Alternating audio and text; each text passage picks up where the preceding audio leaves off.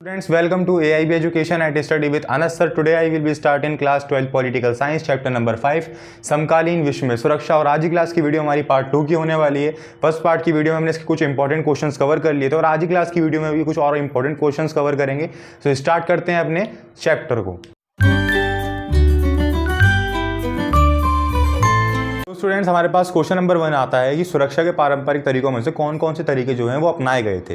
तो इसका आंसर ये है, बट इससे पहले आप ये लिख सकते हो अगर चाहो तो कि सुरक्षा के पारंपरिक तरीकों में से ये सुरक्षा के पारंपरिक तरीके इसलिए यूज़ किए गए क्योंकि जो हमारा संयुक्त राष्ट्र संघ है उसका मेन मोटिव क्या है? सभी देशों को लड़ाइयों से रोकना, सभी देशों को टकरावों से रोकना और एक बहस के जरिए किसी भी बात को ख़त्म कर देना, यही मोटिव है। बट जब किसी देश के पास हथियार होंगे तो वो कभी ना कभी चलेंगे, है ना।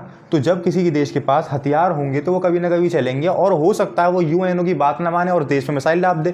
अब दागने के बाद तो कितनी बातें करते रहो, वो सब बेकार है।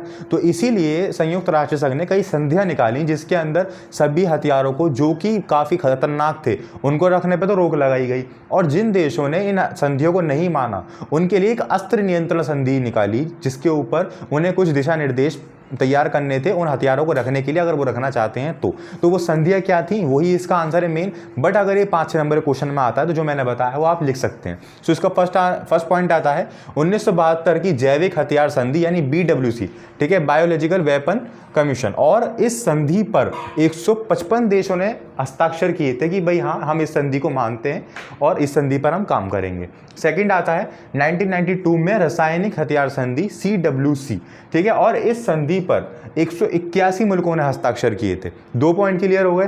थर्ड पे आते हैं। देखिए 1972 में अमेरिका और सोवियत संघ को ABM यानी एंटी बायोस्टिक मिसाइल के उपयोग पर रोक लगा दी गई। अब क्यों लगाई थी, खासकर इनका नाम क्यों मेंशन किया गया है यहाँ पे अमेरिका और सोवियत संघ का? वो इसीलिए मेंशन किया गया क्योंकि ये जो 2 संधियां निकली थी इनको अमेरिका और सोवियत संघ ने मानने से साफ इनकार कर दिया कि भाई हम इस संधि का वो है हिस्सा नहीं है, हम तो हथियार रखेंगे।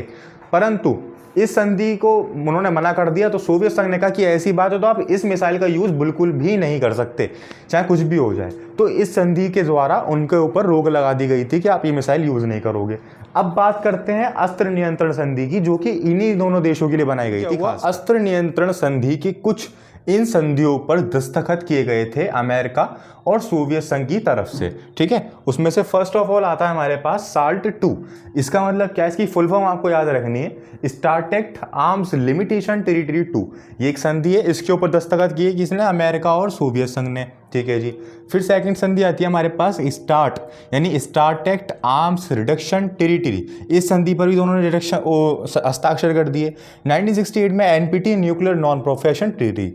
देखिए इन सभी संधियों का जो मोटिव था ना वो एक ही है, ये अलग अलग बमों के नाम से, मिसाइल्स के नाम से बनाई गई थी और ये कहा गया था कि भाई अगर आप एकदम ख़त्म नहीं कर रहे तो इनका रिडक्शन करना शुरू कर दीजिए।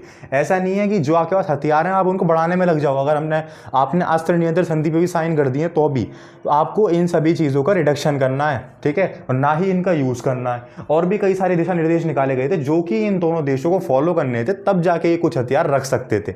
इसके बाद क्या हुआ? इसके बाद कुछ ये हुआ कि जिन देशों ने 1967 तक, कब तक? 1967 तक अपने परमाणु हथियार निर्मित करा लिए थे तो वह सिर्फ उन्हीं के हथियारों को मान्य माना गया।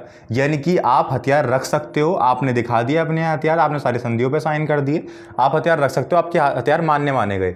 अथवा 1967 के बाद जो देश अपने हथियार निर्मित ही नहीं करा पाए या फिर निर्मित कराना नहीं चाहा तो वह उनके हथियारों को अमान्य घोषित कर दिया गया और साथ ही उनके ऊपर पूर्ण रूप से प्रतिबंध भी लगा दिया गया, ठीक है। तो ये कंडीशंस हुई थी हमारी कुछ, जो कि सुरक्षा के पारंपरिक तरीकों में अपनाई गई थी।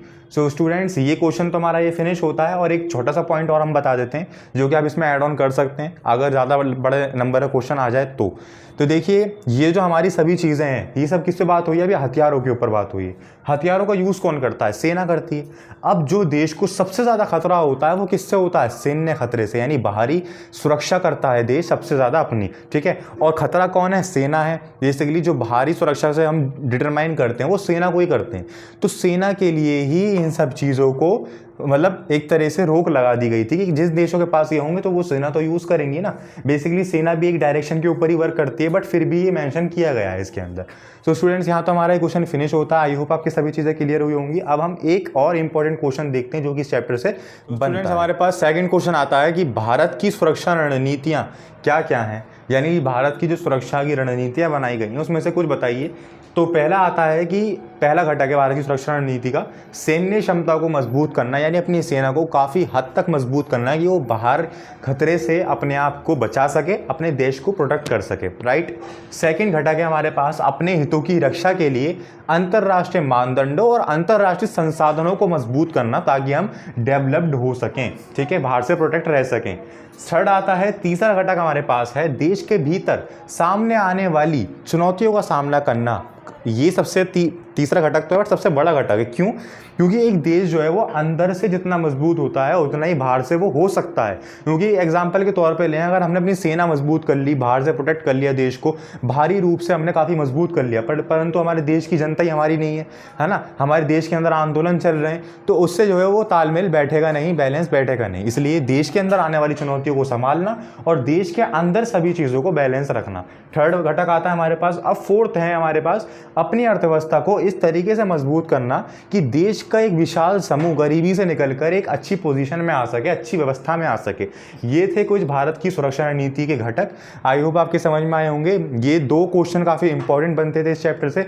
एक और शॉर्ट क्वेश्चन देखते हैं इस चैप्टर का जो कि आ सकता है 1-2 नंबर के क्वेश्चन। कभी कभार हमसे ये क्वेश्चन भी पूछा जा सकता है कि परिभाषा बताओ खतरों के नए स्रोतों की, ठीक है। तो इसका आंसर ये लिख सकते हो आप कि खतरों के बाहरी और आंतरिक स्रोतों से अलग और भी नए स्रोत सामने आए हैं जिनके बारे में विश्व काफ़ी हद तक चिंतित है, यानी कि काफ़ी हद तक चिंता में है कि इस पे कुछ ना कुछ हमें विचार करना चाहिए।